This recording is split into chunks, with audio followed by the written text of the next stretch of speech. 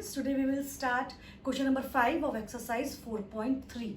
The question is, in a class test, the sum of Shefali's marks in mathematics and English is 30.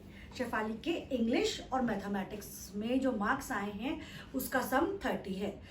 हमें नहीं पता कि उसके English और मैथमेटिक्स में पर्टिकुलर कितने नंबर हैं. उसके इंग्लिश में अगर 20 हैं तो मैथमेटिक्स में 10 हो सकते हैं. मैथमेटिक्स में अगर 15 है तो उसके इंग्लिश में 15 हो सकते हैं. हमें नहीं पता कि उसके पर्टिकुलर सब्जेक्ट में मार्क्स कितने आए हैं.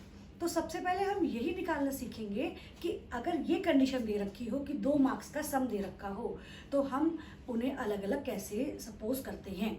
ये आपको उस क्वेश्चन में समझ में आया होगा जब आप मान लीजिए आप एक नंबर है 27, आप उसके 2 पार्ट्स करेंगे. तो एक पार्ट तो आप सपोज करते हैं ना x, और दूसरा पार्ट आप कैसे निकालते हैं 27 माइनस x. समझ में आ रहा है आपको. अगर आप 27 है, अगर आप उसका एक पार्ट 10 मानेंगे, एक पार्ट तो आपको सपोज करना ही पड़ेगा. अगर आप 27 का एक पार्ट 10 सपोज करते हैं तो सेकंड पार्ट क्या होगा 27 माइनस 10 दैट इज 17. तो अगर मैं शेफाली के मैथमेटिक्स में मार्क्स मानती हूँ x, तो उसके इंग्लिश में कितने मार्क्स हो जाएंगे 30 माइनस x. Got it. आगे उससे कहा गया है had she got 2 marks more in mathematics. अगर उसको मैथमेटिक्स में 2 मार्क्स ज़्यादा मिलते हैं and 3 marks less in English, और इंग्लिश में 3 मार्क्स कम मिलते हैं, the product of their marks would have been 210. तो इस तरह जो उसे न्यू मार्क्स मिले उनका जो प्रोडक्ट है वो कितना है 210. Find the marks in 2 subjects. आपको उसके दोनों सब्जेक्ट्स में जो उसे मार्क्स मिले हैं वो आपको अलग अलग बताने हैं. चलिए इस क्वेश्चन को करते हैं. Let marks in maths is equals to x. जरूरी नहीं है आप मैथ्स के मार्क्स ही x माने, आप इंग्लिश के मार्क्स भी x मान सकते हैं. अगर आप इंग्लिश के मार्क्स x मानेंगे तो मैथमेटिक्स के मार्क्स हो जाएगा आपके पास 30 माइनस x. तो अगर आपने मैथ्स में x माने हैं so marks in English is equals to 30 minus x. Now, according to question, had he got 2 marks more in mathematics? According to question, new marks in maths is equals to x plus 2, and new marks in English, it is how many it is less? It is 3 less. How many it is less? It is 3 less. So it will be 27 minus x. 30 minus 3 is 27. So there implies the product of these marks. जो उसके new marks आए हैं उसका product किसके equal है? उसका product है आपके पास 210 इज इक्वल्स टू 210. अब आपके पास ये इक्वेशन बन गई. अभी हम क्या करेंगे मल्टीप्लाई करेंगे. There implies it is 27x minus x square plus 54 minus 2x is equals to 210. And there implies 27x minus 2x is 25x, and it will be x square minus 25x plus 210 minus 54 is equals to 0.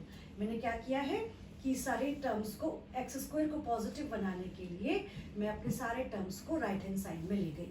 तो x square positive हो गया, 27x minus 2x plus का 25 है तो it will B minus 25 and plus 210 minus 54. So it will be x square minus 25x plus, जब आप 210 में से 54 माइनस करेंगे आपके पास क्या आ जाएगा 10 minus 4 is 6 and 10 minus 5 is 5 and it will be 156 is equals to 0.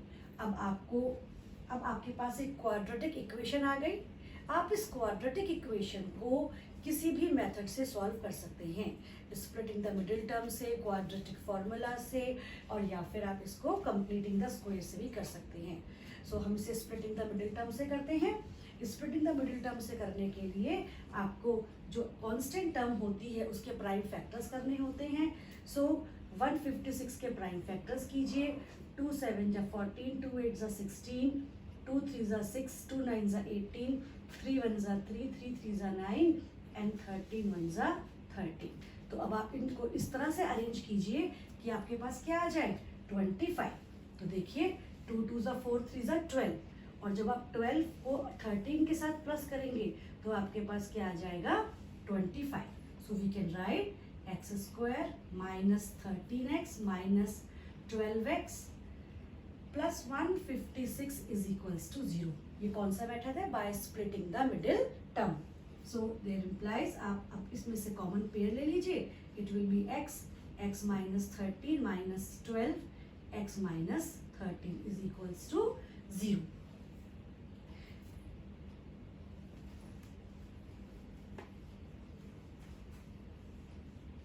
Now x minus 13 is common, x minus 13 common आ गया, x minus 12 is equals to 0। x की वैल्यू फाइंड करने के लिए आप एक लाइन ड्रॉ करते हैं। x minus 13 is equals to 0, x minus 12 is equals to 0, there implies x is equals to 13 and x is equals to 12। So अगर उसके मैथ्स में 13 मार्क्स हैं, अगर हम x की वैल्यू 13 लेते हैं, if the marks of maths in 13, then तो उसको इंग्लिश में कितने मार्क्स मिलेंगे। अगर हम फर्स्ट केस लेते हैं, केस वन, अगर उसको मैथ्स में उसको 13 मार्क्स मिले तो उसको इंग्लिश में कितने मार्क्स मिलेंगे, इंग्लिश में कितने मार्क्स मिले थे उसको, 13 माइनस 13 मतलब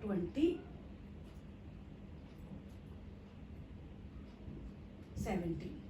तो उसको इंग्लिश में 17 मार्क्स मिलेंगे। और अगर मैथ्स में हम 12 मार्क्स लेते हैं, तो इंग्लिश में उसको कितने मार्क्स मिलेंगे, 18।